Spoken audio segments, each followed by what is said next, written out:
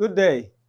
Now, for today's live class, we are going to have a different topic.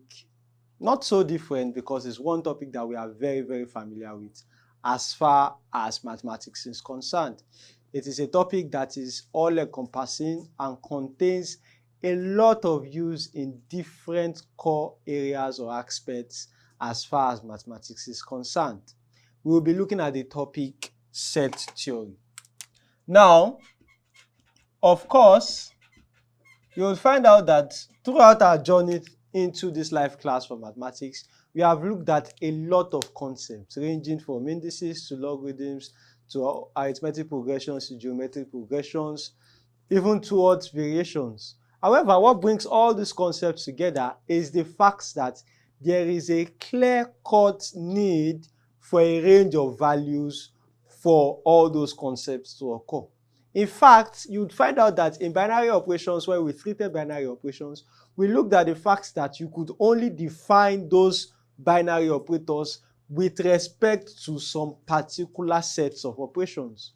In essence, before we could act in either kind of functions we treated, we always needed a set of operations in order to act. For binary operations, we either chose the set of real numbers or sometimes set of integers, as the case might be.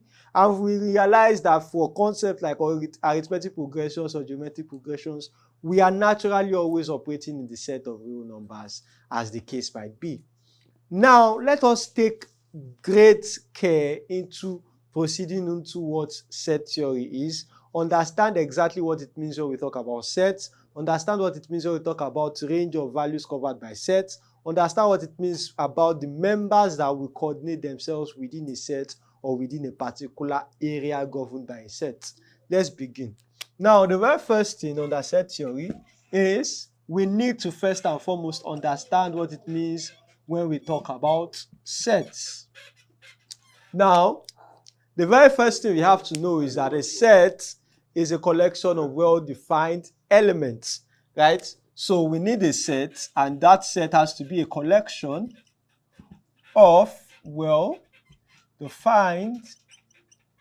elements. That is the very first and foremost property, which means that it brings a lot of members together, and once those members agree to coalesce or to coexist within a particular realm, then they form a set. There are different examples of sets formed like that. You have your mathematical set, which is a broad but very relatable example. Your mathematical set is a set containing different kinds of mathematical instruments. Your protractor, your set squares, your compass, your ruler, your erasers. All of these are members of the mathematical set. So we can say the mathematical set is a collection of mathematical instruments which you need to either draw graphs or plot graphs or carry out experiments, as the case might be. In fact, if you come to real life settings, you'll find out that a lot of associations we have follow the set theory notation. For instance, if you have a political party is a collection of party members that come together under that singular identity. For instance, if you have PDP is a set containing members that identify as politicians under PDP. APC consists of members that identify as members or political members of APC. Just like LP, which is the Labour Party, also consists of members that outline or regard themselves as politicians under the party name Labour Party. So these are set theory notations. In fact, if you go into educational systems, your secondary school itself is a set theory notation because it's a collection of secondary school students that wear the uniform for that particular secondary school. Just like if you are in SS1, you are in that set space for members only within the class range of SS1. And then if you have a prefect class, that is the set of all the prefects governing the school, then they form another set themselves. So you find out that as far as reality is concerned, as far as real life scenarios is concerned, you will find set forms in each and every single notations you have. Be it your family members, your nuclear family is a small set on its own that consists of only you people that carry that surname of your dad. If you have your extended family, then it takes your nuclear family as a member of that bigger class of family, which is the extended family. Now, that relationship the nuclear family shares with the extended family has a coining name as far as set is concerned. We will look at all these terms in details. We will consider what an element of a set is, what the subset of a set is, what we will mean by a universal set, what we will mean by intersections of sets, what we will mean by unions of sets, as well as what we will mean when we take an empty set. We will look at all of this in details. Let's take them step by step, one after the other. Now, the very first thing is we have said that the set is a collection of well-defined elements, which means that we have that set consisting of a lot of members. Now, the members of that set are what we refer to as elements. So when we talk about elements of a set, we are simply saying members of a particular set. So the members of a political party are simply elements of that political party.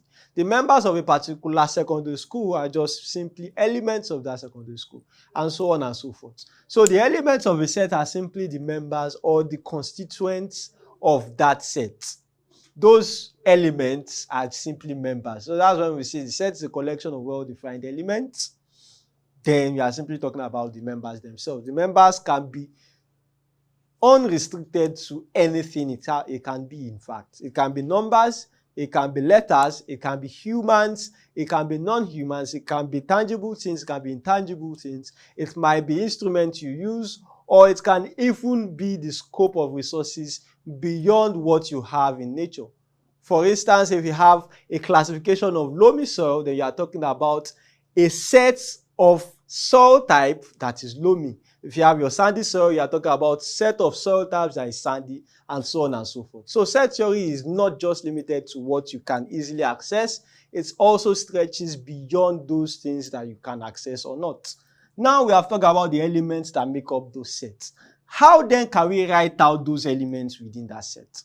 For instance, if you were to look at the class of all instruments within the mathematical set, you can simply list out all the instruments inside that mathematical set.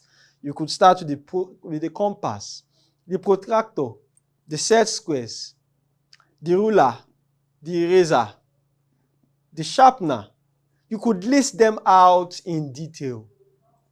However, there are still other sets that you cannot easily list. For instance, if you were to form a set containing the elements within a gallon of water, then you know that all the simple constituents in that water, the single droplets of that water, form members of that gallon of water itself. How then would you list something like that? To make our life easy, mathematicians have postulated two major ways in which we can seek to categorize or outline members of a set. So, two ways, or let's consider the two basic ways of writing sets. First, we have the listing form.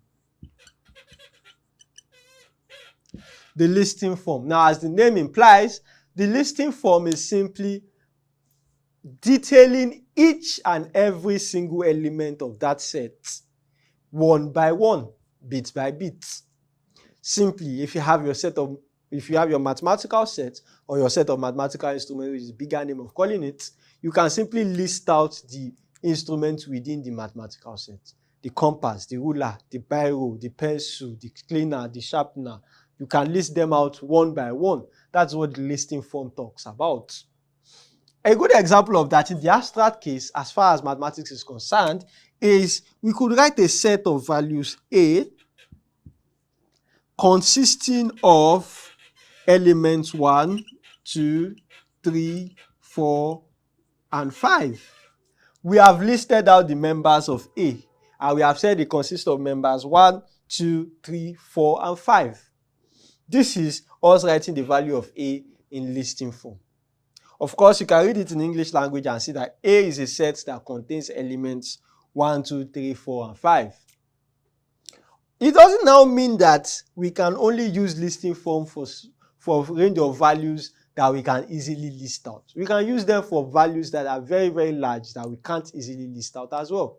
For instance, we could pick the set of natural numbers, which is colloquially denoted by n, and list it out in set builder form as 1, 2, 3, ... How? What exactly is this ... The ... here is signifying that there are infinitely many numbers behind these 3 numbers we have written that follow the same pattern as these 3 numbers. We are very, very familiar with this. In one of our discussions, you'd find out that we have used ... in this form. When we were treating arithmetic progressions and geometric progressions, you found out that we were looking at sums to infinity. We had these dots emerge. In fact, these dots have a peculiar name. They are called the ellipses. With the use of the ellipses, we can easily show that yes, this set of values continue infinitely. However, all the values within this place follow this order that has been written there. And what is that order? We can see that they are progressing with a unique common difference of 1, which means that if I wanted to list out a lot of these elements, I could have 1, 2, 3, followed by 4, followed by 5, followed by 6, followed by 7, followed by 8, 9, 10, 11, and so on and so forth, because I can recognize a pattern of values there. What does that mean? It means that once I can recognize a pattern of values, then I can summarize all those values within my ellipses. This means that it continues infinitely because there is no end point, which means if you feel like 1 million is supposed to be end point, then there is a 1,000,001. There's a 1,000,002. If you feel like 1 billion should be the end point, then there is a 1,000,001. There's a 1,000,002, and so on and so forth. However, it doesn't always mean that whenever we use the ellipsis, it means that it continues infinitely. We can use an ellipsis for a set like this. 1, 2, 3, ... 10. What does this mean? It means that there are a lot of values between this point. However, the values within this point follow the pattern already outlined in the front. I can see the pattern here means that the numbers are increasing by a common difference of 1. We can talk about this concept because we have looked at concepts like AP and GP, so we know exactly how sequences proceed. If for any reason you have not caught up with our class on arithmetic progressions and geometric progressions, then feel free to look at our earlier videos we have talked about within these subscription programs. You can access some of these videos through our platform www.yourstudypath.com. Now, let's proceed. We have seen that the values within this ellipsis follow this pattern. However, something is now unique. It means that at the end of this ellipsis, we expect that the last value we can have within this set should be 10. It will not go beyond 10. So, if we were to write it in full listing form, how would it look like? 1, 2, 3, 4, 5, 6, 7, 8, 9, and we reach 10 and stop. So you see that all the values here are what we have covered up with the ellipses. So the ellipsis helps you write out a listing form in shorter form. So long as you have a substantial amount of terms already written that can give you an idea of what the pattern would be, then you can simply summarize within the ellipses. This makes the ellipsis or the listing form a very, very viable method of writing out sets. However, it is not just the only kind of method we can use to write out sets. There are still a lot of methods we can use to write out sets and sets forms. But before we leave, let's give more examples of what we can have in listing forms and consider what we call standard sets. Standard sets are sets in which have standard forms and do not change in their form. A good example of a standard set is this set of natural numbers n. It is what we also refer to as the set of counting numbers, and it starts from 1 and continues positively with a common difference of 1. Another example of the standard set is what we consider the set of integers.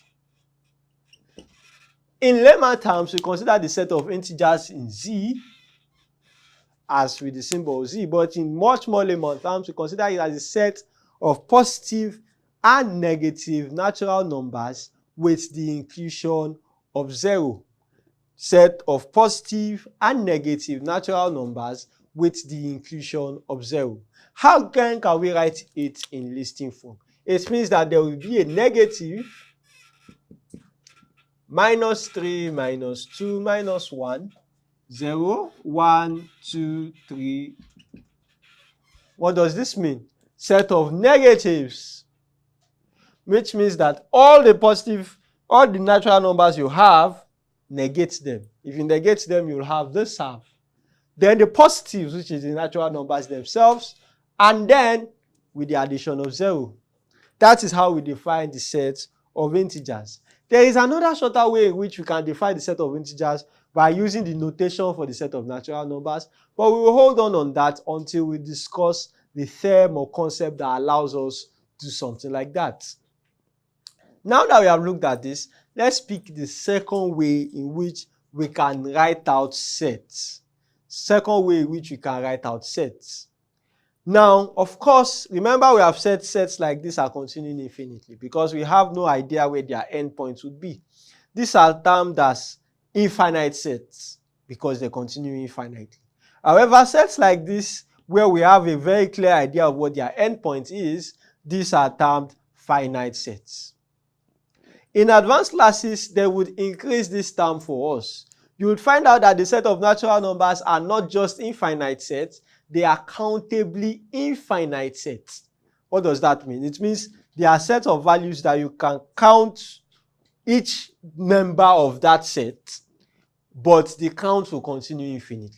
So you can actually count the members of the set of natural numbers. 1, 2, 3, 4, 5, 6, 7, 8, 9, 10. However, regardless of how much you count them, it will continue infinitely.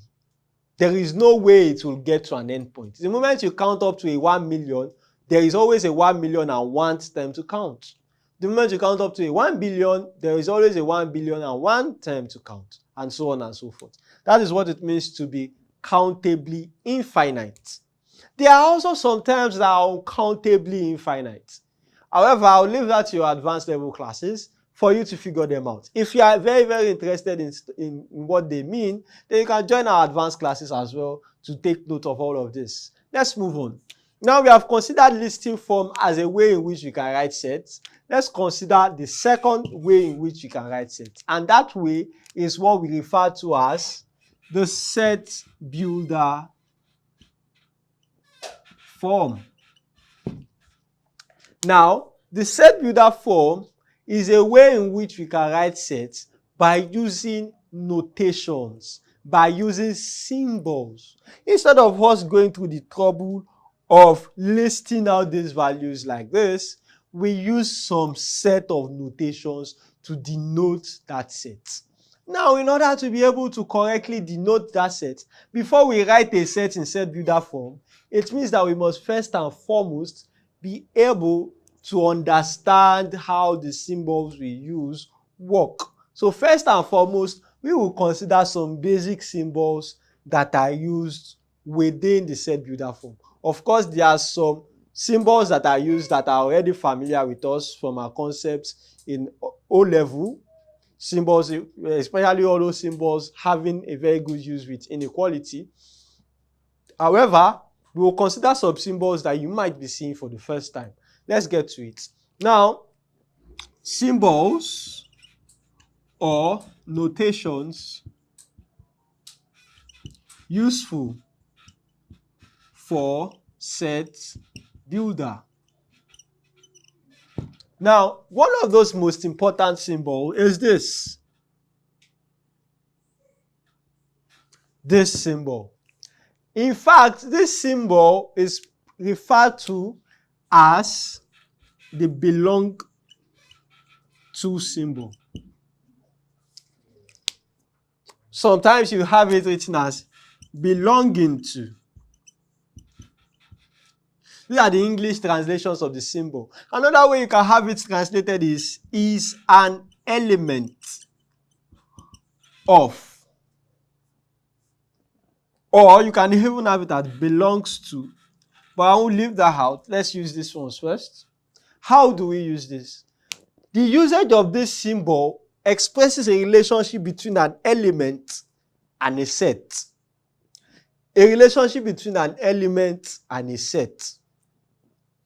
Now, I should note from this point that whenever we refer to sets in their abstract form, the sets themselves are denoted by capital letters. And then the elements of the set can be denoted by small letters. So capital letters go for the sets themselves, small letters go for the elements of the set. Now, whenever we use the belong to symbol, we are talking about a relationship between an element and its set. For instance, we talk about the fact that in a mathematical set, we can find the compass. It means that a compass is an element of the mathematical set. The compass is an element of the mathematical set. You as our viewer, you are a student taking this live class under the platform of your study path. So it means that you are a student under your study path. You are an element of your study path. So it's a relationship between that element and the set that contains that element. So if we say X belongs to A, we are simply saying that X is an element of A. In simpler terms, we can even call it as X is a member of A. We can also say that this means that X belongs to A. What we are simply saying that if we are picking the set A and you outline the members of A, then you find X as a member. This is a relationship shower, or a symbol that shows the relationship between the elements and the set. Always keep that in mind. We are still going to look at other symbols that show relationship between a set and another set. But for now, for the sake of the set builder form, we need a symbol that will show the relationship between an element and a set. Because you see that in the listing form, we had the set equating to all the elements within it.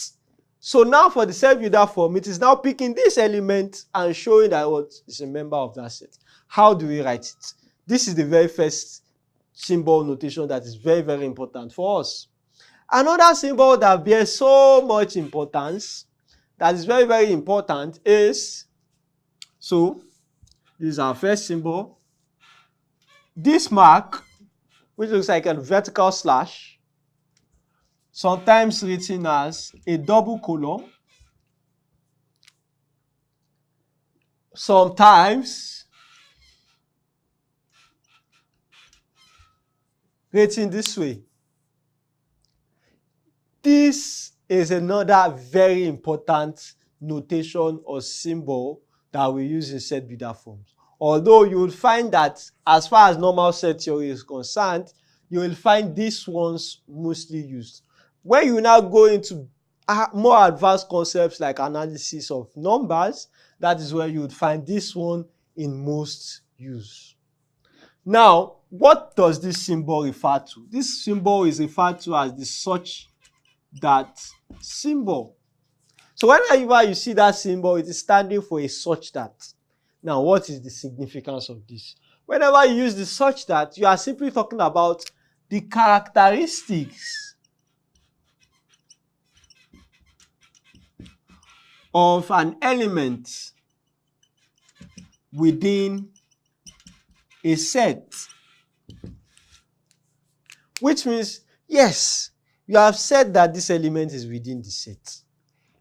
Okay, this element that is now inside this set, what are the properties that element satisfies? What kind of element is it? How does that element behave within that set? So when we want to show the character